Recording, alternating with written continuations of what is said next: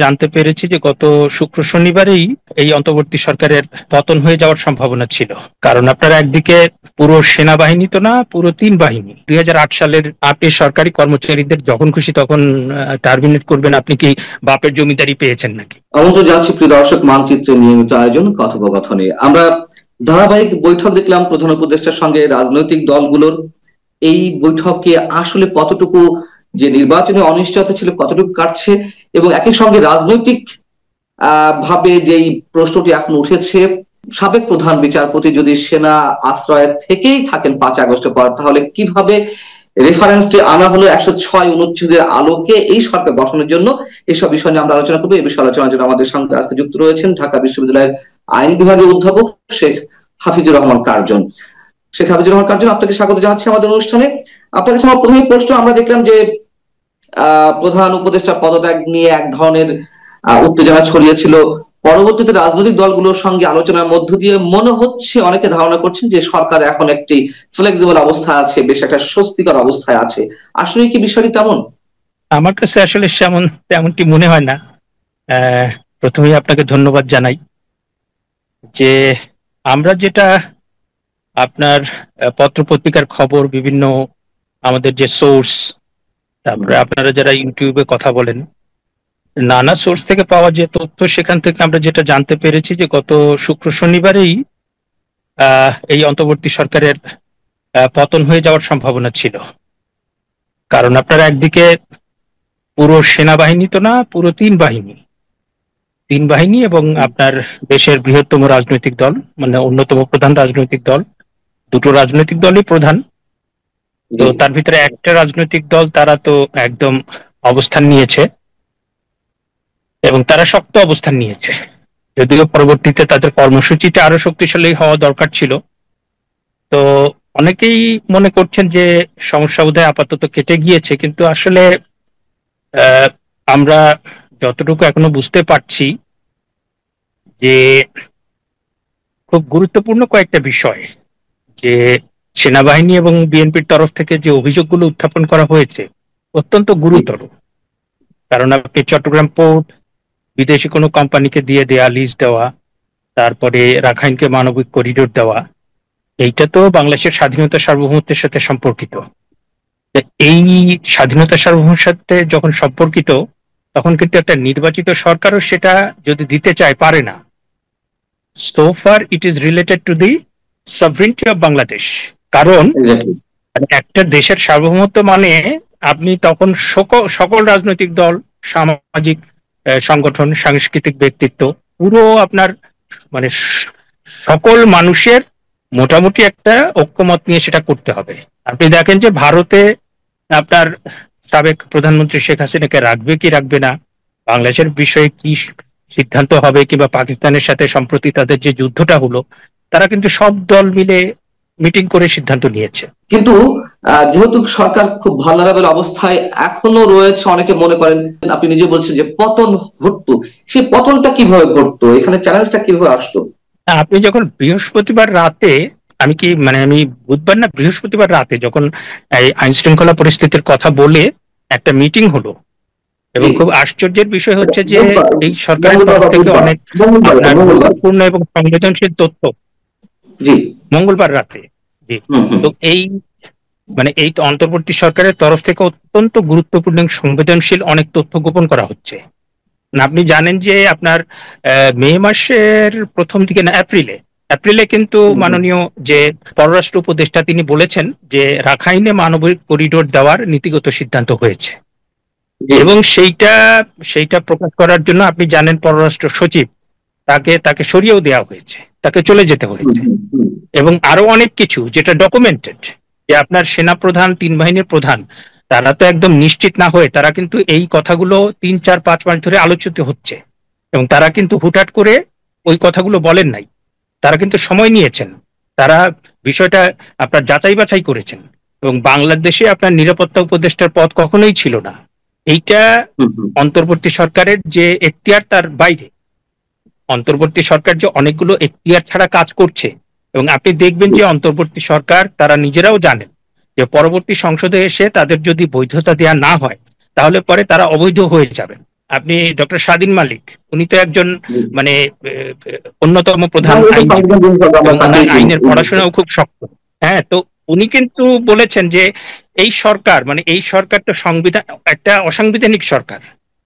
আপনি 8ই আগস্ট যখন করা হয় তখন ডক্ট্রিন অফ নেসেসিটির কারণে করেছি এবং সেটার কারণে বৈধ, কিন্তু তারপরে তো আপনি 10 মাসের মাথায় এসে তো ডক্ট্রিন অফ নেসেসিটি খাটবে না। রাইট। হ্যাঁ, এখন আমরা দেখবো যে উনার যে ম্যান্ডেট ছিল সেই ম্যান্ডেট অনুযায়ী উনি কাজ করেছেন কিনা। ম্যান্ডেট অনুযায়ী যদি কাজ করেন তাহলে বৈধ, যদি ম্যান্ডেটের বাইরে কাজ করেন, কাজ না করেন তাহলে অবৈধ। আবার সংস্কারের অজুহাত দিয়ে নির্বাচন ঝুলিয়ে রাখা, অথবা সেই সংস্কার তো এখন সরকার করছে, যেমন সরকারি আচরণ বিধিমালা যে সংশোধনীটি করলো, তাই না, যে ওদিন এনি কি বলা যায় এটাকে, কোন ধরনের কাউন্ট দর্শানোর নোটিশ একটি দিয়েই সরকারি চাকরি থেকে বরখাস্ত করা যাবে, এটাও তো একটা সংস্কার। কিন্তু এইসব ক্ষেত্রে সংস্কারের জন্য তারা টাইম নিচ্ছে না, আবার অন্য সংস্কারের জন্য টাইম নিচ্ছে, এটা কি এক ধরনের স্ববিরোধিতা নয়? আপনি সরকারি কর্মচারীদের যখন খুশি তখন টার্মিনেট করবেন? আপনি কি বাপের জমিদারি পেয়েছেন নাকি? সরকারি কিংবা যে কোনো চাকরি, তার কিছু নিয়ম নীতি থাকে এবং তার একটা চাকরির যদি নিশ্চয়তা না থাকে, কারণ একটা লোক চাকরি বাকরিতে ঢুকে গেলে আপনার সেইটা কিন্তু সে একটা পরিবার চালায়, সেটা কিন্তু তার একটা নিজের সিকিউরিটি, পারিবারিক সিকিউরিটি। সেটা না হলে তো সেই লোকটা তো বেঁচে থাকতে পারবে না, তার বাচ্চা কাচ্চার পড়াশোনা। তা আপনি আইন করে বলে দিলেন যে তাদেরকে এই এই করে তাদেরকে টার্মিনেট করা যাবে, যখন খুশি টার্মিনেট করা যাবে, তো এটা তো আপনার বাপের জমিদারি না। এবং বিদেশে নানা রকম সিস্টেম হয়েছে, কিন্তু সেটা তো একদিনে হয় নাই ভাই। আপনাকে তো আর্থসামাজিক বাস্তবতা বুঝে ধীরে ধীরে ধাপে ধাপে আপনাকে সেটাকে করতে হবে। এবং সবচেয়ে মুশকিলের যেটা বিষয়, যে আমার ধারণা সেনা প্রধানের কাছে অনেক তথ্যই ছিল, কিন্তু তিনি অনেক ধৈর্য ধারণ করেছেন এবং তিনি কিন্তু অনেক পরে পরে বলেছেন এবং যথেষ্ট আপনার সংযমের সাথে, যথেষ্ট ম্যানার্স এবং এটিকেট রেখে। কারণ আমরা দেখছি যে কিছু আহ অল্প বয়সী ছেলে পেলে তারা যে ঔদ্ধত্য দেখাচ্ছে সেনাবাহিনীর সম্পর্কে, 71 সম্পর্কে, মুক্তিযুদ্ধ সম্পর্কে, মানে এইটা আসলে আমাদের পক্ষে সহ্য করাটা খুব কঠিন। হ্যাঁ, কারণ তরুণ সম্প্রদায়কে আমরা সবসময় স্বাগত জানাই, কারণ বাংলাদেশে সেই 52 সাল বলেন, 69 সাল বলেন, 71 বলেন, 90 বলেন, তারপরে গণজাগরণ মঞ্চ বলেন, সবসময় তরুণরাই নেতৃত্ব দিয়েছে। কিন্তু সেই তরুণরা তো হতে হবে যথেষ্ট পড়াশোনা জানা, সেই তরুণদের হতে হবে মোটামুটি বিনয়ী, সেই তরুণদের হতে হবে তারা যেন ম্যানার্স জানে। এখন তরুণরা যদি আপনার বাবা মাকে না মানে, তরুণরা যদি সচিবদের সরিয়ে দেয়, তরুণরা যদি পুলিশ কর্মকর্তাকে সরিয়ে দেয়, তরুণরা যদি উপদেষ্টাদের ডিকটেট করতে থাকে এবং তাদের পড়াশোনা, মানে এই তরুণ সম্প্রদায়কে আমার কাছে মনে হয়েছে যে তারা পড়াশোনার যে ভান্ডারটা খুবই দেউলিয়া। আর দ্বিতীয়ত হচ্ছে যে তাদের যে ভীষণ রকম সাম্প্রদায়িক তারা, এবং একটা মানে ধর্মীয় দৃষ্টিকোণ থেকে, ধর্মীয় লেন্স দিয়ে সবকিছু বিচার করে। এবং তাদের ওই কয়েকজন গুরু আছে আপনার ওই বিদেশে, তারা বসে যা বলে তাই করে তারা, এবং তাদের আপনার এই ইন্টারফিয়ারেন্সের কারণে সরকার মোটামুটি ইয়ে হচ্ছে। আমি আমি সরকারি চাকরি বিধির বিষয় একটু আসতে চাই। তাহলে এই যে অধ্যাদেশটা জারি করলো, এটি কি কারণে সরকারি চাকরিরত যারা আছেন অথবা সরকারি কর্মকর্তা কর্মচারী তাদেরকে তোপের মুখে রাখা, অজানা কোনো আশঙ্কা থেকে এই ধরনের চাকরি বিধির সংশোধন করা, কি মনে হয় আপনার? এখন কিছুদিন আগে আপনার একজন উপদেষ্টার যে স্ট্যাটাস, সেখানে একজন সরকারি কর্মকর্তা কি একটা বোধহয় বিরূপ মন্তব্য লিখেছেন, সেই জন্য তার বিরুদ্ধে ব্যবস্থা নেওয়া হয়েছে। তাহলে পরে গত যে আমরা ফ্যাসিবাদের কথা বলি, তাহলে তো নতুন ফ্যাসিবাদের জন্ম হচ্ছে আস্তে আস্তে। মানে আপনি বিষয়টা হচ্ছে যে প্রত্যেকটা জায়গাতে, আপনি শিক্ষক হন, আপনি ডাক্তার হন, আপনি সরকারি কর্মচারী হন, কর্মকর্তা হন, আপনার নির্দিষ্ট বিধিবিধান থাকবে, সেই বিধিবিধান মেনে আপনাকে চলতে হবে। এবং সেই বিধিবিধানে তো আপনার যা খুশি তাই করার মানে বিধান থাকলে তো কেউ চাকরি করতে পারবে না। আবার একই সাথে মানুষের যে আপনার সমালোচনা করার অধিকার কিংবা তার মত প্রকাশের অধিকার, সেটাকেও অক্ষুণ্ণ রাখতে হবে। আপনি সরকারি চাকরি করে বলে যে আপনার আহ সরকার যা খুশি তাই করলে সেটাকে মেনে নিতে হবে, সেটা তো পৃথিবীর মানে তাহলে তো পৃথিবীতে কোনো আন্দোলনও হবে না, আপনার কোনো গণতান্ত্রিক কোনো কিছু হবে না। এবং ব্রিটিশ আমল থেকে যত বড় বড় আন্দোলন হয়েছে, সেটা তো সরকারি যে অন্যায় আইন কিংবা অন্যায় যে যে সমস্ত বিধিবিধান করেছে তার বিপক্ষেই হয়েছে। হঠাৎ করে এই ধরনের এক্সট্রিম একটা আইন কেন করতে হচ্ছে, অধ্যাদেশ জারি করতে হলো কেন? সরকারি কর্মকর্তারা কোন ধরনের বিক্ষোভ, বিদ্রোহ এ ধরনের কিছু করার কি শঙ্কা ছিল সরকারের সেই জায়গা থেকে এটি করা? এখন ধরেন যে আপনি যদি এই গত মঙ্গলবার রাতে তিন বাহিনী প্রধানের সাথে যে আহ মাননীয় প্রধান উপদেষ্টার বৈঠকটা হয়েছে, সেখানে সেনাপ্রধান যে কথাগুলো বলেছেন সরকারি বিধি অনুযায়ী দেখলে, মানে আপনি লিটারাল ইন্টারপ্রিটেশন করলে আপনার মনে হবে যে সেনাবাহিনী প্রধান আহ, এটা পারেন কিনা, এটা তার এখতিয়ার বহির্ভূত কিনা। পরবর্তীতে প্রধান উপদেষ্টার দপ্তর থেকে তার কয়েকজন কিন্তু পোস্ট দিয়ে ডিলিট করেছেন, সেখানে তারা এই প্রশ্নটা হুম, তুলেছেন। হুম, এখন জি, আরেকটা প্রশ্ন সাথে সাথে আসে, যেটা সারা পৃথিবীতে আলোচিত হয়, যে আপনাকে যে আপনার যে এমপ্লয়ার কিংবা সরকার যদি কোনো অন্যায় করে সেই অন্যায়কে মেনে নিতে আপনি বাধ্য কিনা। এবং সেনাপ্রধান কিন্তু অনেক দিন পরে রিয়াক্ট করেছেন, যখন আপনার রাখাইন করিডোর, তারপরে চট্টগ্রামের বন্দর এইটা দেওয়ার ব্যাপারে অনেকটা দূর অগ্রসর হয়েছেন। এবং আপনার নিরাপত্তা উপদেষ্টা তিনি বাংলাদেশের নাগরিক কিনা সেটা নিয়ে প্রশ্ন দেখা দিয়েছে। তাকে যে নিয়োগ করা হয়েছে সেটাও অত্যন্ত গোপনীয়তার সাথে, সেটা আমরা জানি না। যার প্রেক্ষিতে জি, আপনার মানে তিন বাহিনী প্রধান এবং বিএনপির তরফ থেকে মারাত্মক আপত্তি দেওয়া হয়েছে। এবং এটা কিন্তু শুধুমাত্র তাদের আপত্তি না, কমিউনিস্ট পার্টি, তারপরে সচেতন প্রত্যেকটা নাগরিক, হ্যাঁ, তারা কিন্তু আর যাই হোক এই স্বাধীনতা, সার্বভৌমত্ব এবং আমাদের রাষ্ট্রীয় অখণ্ডতার ব্যাপারে আমরা জি, কিন্তু কোনোভাবেই, আমরা কিন্তু কোনো দল কিংবা আমরা কোনো কিছু দেখব না। আমরা কিন্তু আমাদের স্বাধীনতা, সার্বভৌমত্ব, মুক্তিযুদ্ধের ব্যাপারে, হ্যাঁ, আমরা কিন্তু প্রচন্ড ভাবে মানে কমিটেড। এবং সেটা আমি মানে নিঃসন্দেহে। অধিকাংশ মানুষের ভিতরে সেটা দেখেছি। নিঃসন্দেহে এক্ষেত্রে কোনো আপোষ নেই। আপনার কাছে আমার দুটি প্রশ্ন, উত্তরগুলো নিয়ে আমি শেষ করব। স্পেসিফিক কোশ্চেন, সেটি হচ্ছে আপনি বলছিলেন যে সরকার স্বস্তির মধ্যে রয়েছে এমনটি ভাবার কোনো কারণ নেই। সরকারের কাছে তো সব রাজনৈতিক দলগুলো দাবি দেওয়া পেশ করেছে, আবারও নতুন করে করলো, একটা নতুন সংযোজন হয়েছে বিএনপি দাবির ক্ষেত্রে, তিন উপদেষ্টাকে বাদ দিতে হবে। এছাড়া সবই তাদের আগের দাবি দেওয়া। এখন সরকার কেন অস্বস্তির মধ্যে রয়েছে, কি মনে হয় আপনার, কি ঘটতে যাচ্ছে? এখন ধরেন যে যে কোনো সরকার মানে নির্বাচিত হলে ভালো, এই সরকারটা তো নির্বাচিত না, তাই না?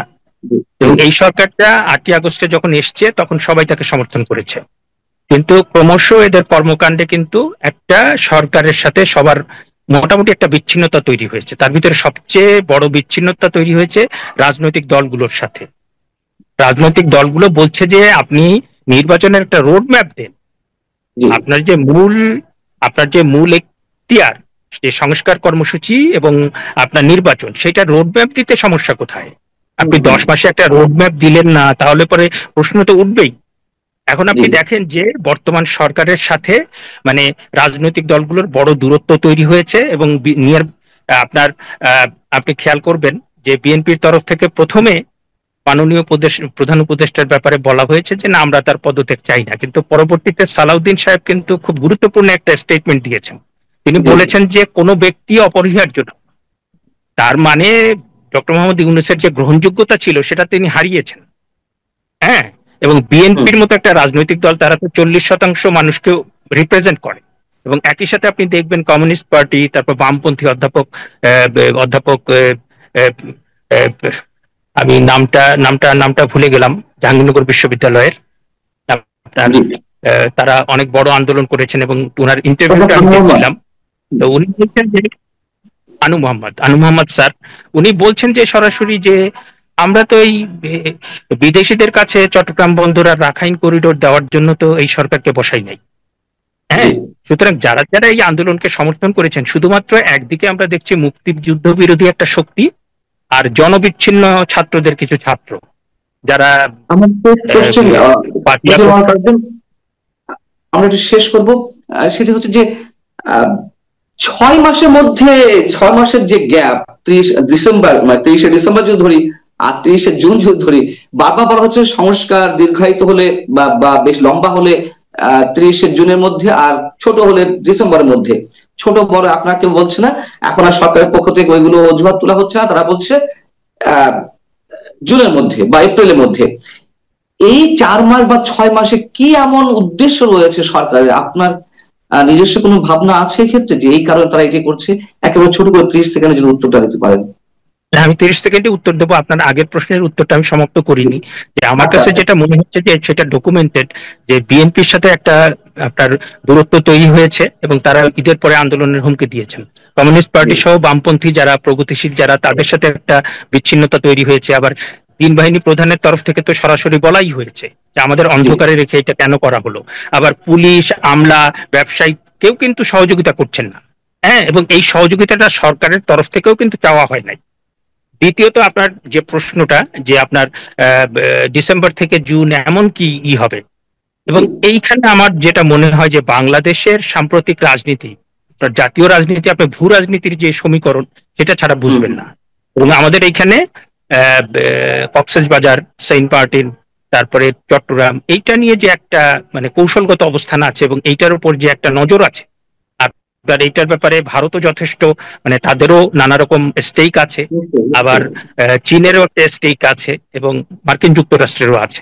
এবং সেইটা মিলে এই বিদেশি শক্তিরা কিন্তু আপনার আহ নানা রকম তাদের স্বার্থ নিয়ে ব্যস্ত, এবং সেইটার মধ্যে আমরা এবং আমাদের জাতীয় রাজনীতি পড়ে গিয়েছে। এবং আমরা একটা করতে পারতাম, সেটা হচ্ছে যে আমাদের প্রধান সকল রাজনৈতিক দল যদি একসাথে বসে তারা সিদ্ধান্ত নিতেন, তাদের ভিতরে যতই মতবিরোধ থাক, জি দেশের স্বার্থে, দেশের সার্বভৌমত্বের স্বার্থে আমরা এইখানে কোনো ছাড় দিব না। কিন্তু সেইটা যেহেতু নিশ্চয়ই আমরা আমরা করতে দিচ্ছি না। পারছি না, সেই কারণে পার্শ্ববর্তী দেশও সুযোগ নিচ্ছে, মার্কিন যুক্তরাষ্ট্রও সুযোগ নিচ্ছে এবং চীনও সুযোগ নিচ্ছে। এমনকি দেখেন যে সম্প্রতি আমরা মানে একটা বড় দল নাই, তারপরেও যদি সেনাবাহিনী, বর্তমান সরকার, বিএনপি এরা মিলে একটা যদি বলতে পারতেন যে না, আমরা দেশের স্বার্থ কারো কাছে আমরা বিক্রি করব না কিংবা ছেড়ে জি দেব না, তাহলেও কিন্তু আমরা আমাদের জাতীয় স্বার্থকে মোটামুটি রক্ষা করতে পারতাম।